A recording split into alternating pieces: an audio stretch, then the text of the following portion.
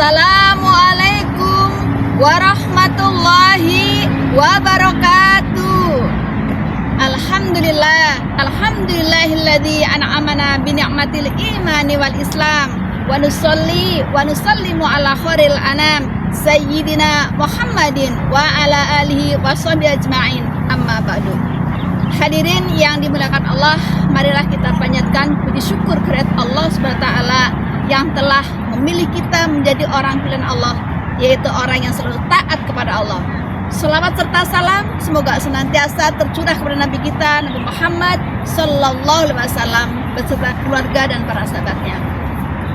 Hadirin yang dimuliakan Allah, kalau kita bicara Al-Quran, maka sebagai seorang beriman akan menemukan beberapa langkah atau beberapa kewajiban yang harus kita berikan atau kita perhatikan terhadap Al-Quran itu sendiri. Apa itu? Pertama, bahwa seorang muslim mempunyai kewajiban meyakini Al-Quran, mencintai Al-Quran. Bagaimana kita bisa mampu berinteraksi dengan Al-Quran? Didasari pertama dengan rasa cinta. Rasa cinta kita kepada Al-Quran menjadikan kita semangat untuk membacanya, mengamalkannya, mentadaburinya, bahkan mempraktekkan dalam kehidupan sehari-hari. Hadirin yang dimuliakan Allah, ada beberapa kewajiban seorang muslim terhadap Al-Quran. Pertama, meyakini atau mencintai. Kita mencintai Al-Quran, bahwasanya dengan kadar cinta yang tinggi, maka di situ muncul respon kita kepada Al-Quran untuk senantiasa membacanya, mempraktekannya dalam kehidupan sehari-hari, mentadaburinya. Yang kedua, kewajiban kita kepada Al-Quran adalah membacanya. Yang lebih menarik bahwasanya Allah dan Rasul-Nya menjanjikan bagaimana keutamaan dalam baca Al-Quran. Pada satu hadis Rasulullah menyampaikan, La aqulu alif lam mimun harfun. Aku tidak mengatakan bahwa alif lam itu satu huruf. Walakin tetapi alifun harfun, walamun harfun, wa mimun harfun. Alif satu huruf, lam satu huruf, dan mim satu huruf. Apa artinya? Bahwasanya itulah Allah dan Rasul memberikan perhatian, memberikan pahala yang luar biasa terhadap orang yang membaca Al-Quran, bahkan menghitungnya satu huruf. Bahkan dalam satu riwayat hadis At-Tirmizi mengatakan bahwa ketika orang membacakan satu huruf Al-Quran, maka diberikan satu kebaikan. Satu kebaikan akan dilipat gandakan jadi 10 kebaikan. Masya Allah. Kewajiban yang ketiga adalah mentadaburinya. Ya, sebagaimana Allah sampaikan dalam Al-Quran, A'udzubillahi minasyaitonirrajim, Bismillahirrahmanirrahim. Afala yatadabbarunal Qur'an. Jadi di sini apa artinya? Bahwa kita dianjurkan oleh Allah untuk mentadaburi Al-Quran. Bagaimana kita bisa memahami Al-Quran, mengetahui isi Al-Quran? Itu dengan cara kita mentadaburinya, kita merenunginya, baik lewat tafsir Al-Quran ataupun sarana yang bisa kita pahamkan untuk menjadi paham dari isi Al-Quran itu sendiri.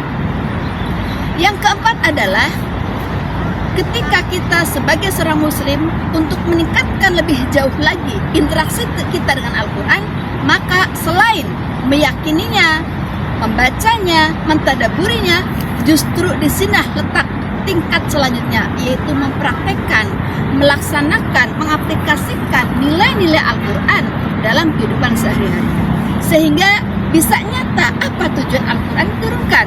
Sebagaimana Allah sampaikan dalam satu ayat, A'udzubillahi minasyaitonirrajim, Bismillahirrahmanirrahim. Syahrul Ramadan alladzi unzila fihi al-Qur'an hudal linnas wa bayyinatin minal huda wal furqan.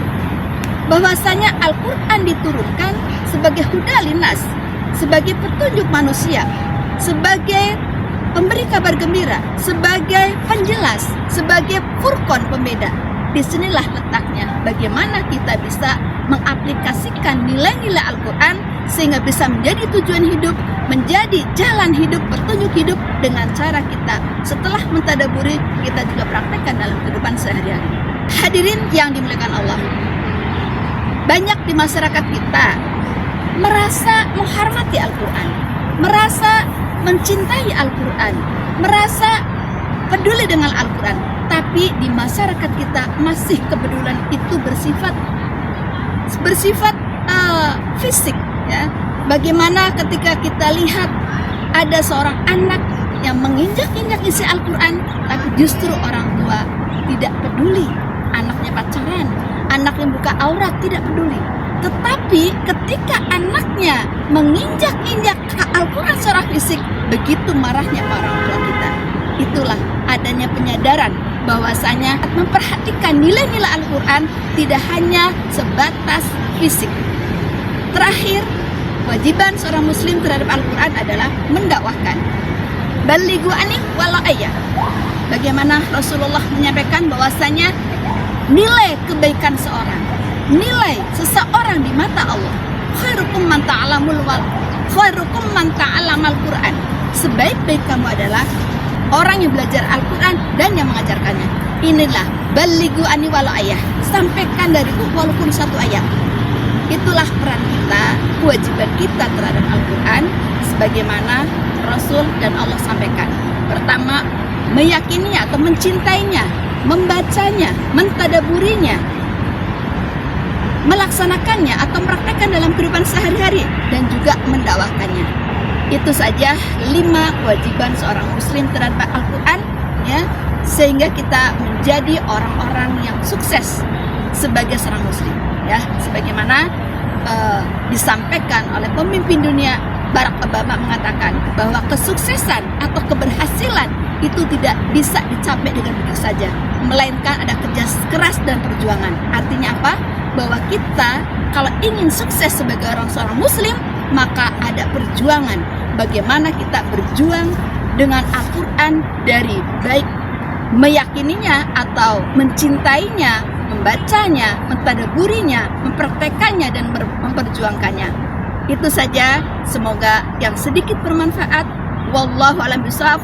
Wassalamualaikum warahmatullahi wabarakatuh.